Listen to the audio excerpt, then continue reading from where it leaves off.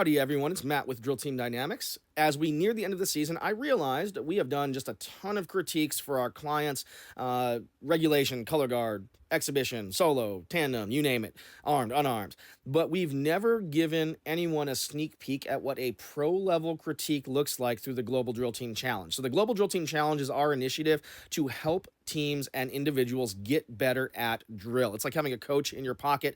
It's having that feedback from an outside source that you can take and implement at your next practice. And so if you head over to globaldrillteamchallenge.com, that's globaldrillteamchallenge.com, globaldrillteamchallenge.com, you can see that there's 3 levels of participation.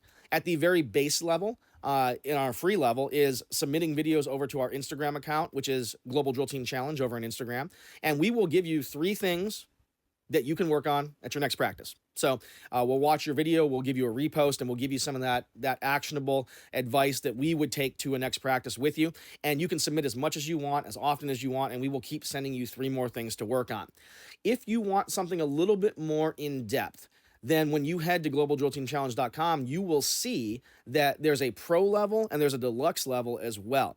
And the pro level is really where we start to get into the details. We're going to do an entire reaction video, top to bottom, pointing out everything that we would want to be aware of as we head off into our next practice, the things that we would want to work on if we were there in person with you. And from there, if you so chose, you could upgrade and get a deluxe critique, which means that after you watch the video, you set up a Zoom call with us and we will go and break anything down. We'll teach anything that needs teaching. We'll clarify anything that needs clarifying. And that way you get the deepest possible picture of how you can improve going forward. So what we're going to do here, this was a submission for a solo exhibition routine, and they specifically asked us to focus on the marching, which we're going to do for sure. But we're also going to stop and kind of use it as a showcase of the kind of things that you would get with that pro level critique. So hopefully this is not only a blessing to solo drillers out there who are looking for more things that they could incorporate into their practices or their routines. Maybe this will give you some tips and tricks that you can implement yourself, but also hopefully we can showcase the level of feedback that we're giving to drill teams and individuals of all kinds. So let's hop in and let's check out this solo. On your solo exhibition drill pad. Attitude, let's go. Be real careful. You can see in this moment, we're starting the spin from the wrist being in line with the elbow. And when we do that, we lose flexibility in the hand, and that causes us to have to do things with our tendons and our ligaments that they don't probably want to do, and it limits our range of motion. Let's talk about the footwork going backwards. So if you look at the leg shape, and we're going to talk a lot about leg shape, here, here, here, and we have the toes pointing out, right? What we want to make sure that we can do in these backwards marches is intentionally lift the foot. So the foot goes back. This foot's actually traveling in a slightly different path. We want to not only make sure that our leg shape into our foot, our feet are straight forward, right? We have a clear path of travel. We have a distinctive lift up and a distinctive way that we're placing that foot down, but that it's repeated going back. Very nice. And then I think thinking about the leg shape on the catch right here and really working to maximize our upright posture in the upper body, and then also working our flexibility so that we don't have to break quite so heavily right here to get under the leg. The trick is the under the leg, sure, but it's actually not what's being read. What's going to be read is the body shape, right? And we're probably not going to be able to get it 100% perfect upright, but we have a lot of distortion here. We have a lot of different shapes. And you can see the difference there, right? That's happening because this step forward is really big. And the step forward is so big that we haven't decided whether we're technically keeping our weight back.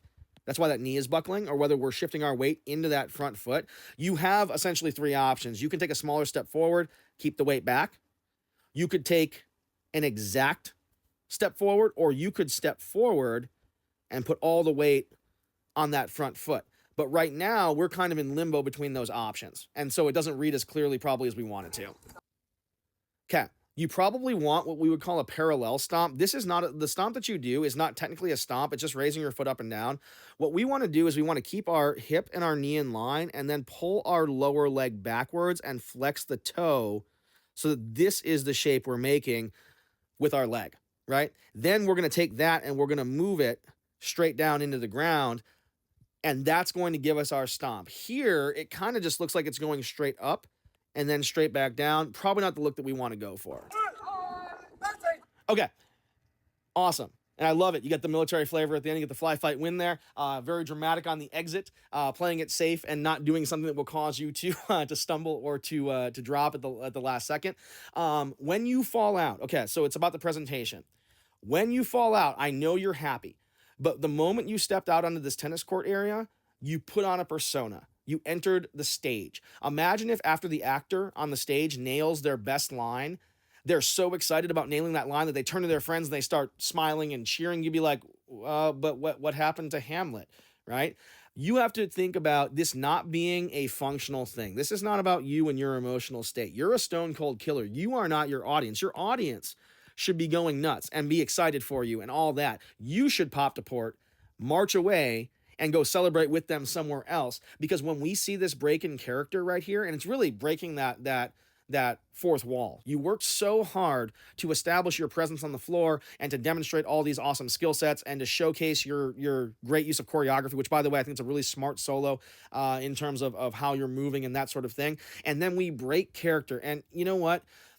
You got to think about it from a standpoint outside of junior ROTC, because I have seen so many soloists do a very good routine, and I will take nothing away from them, and you're never going to see us being like, wow, that wasn't good. No, everyone is achieving at their maximum level by the end of the season, and that's great.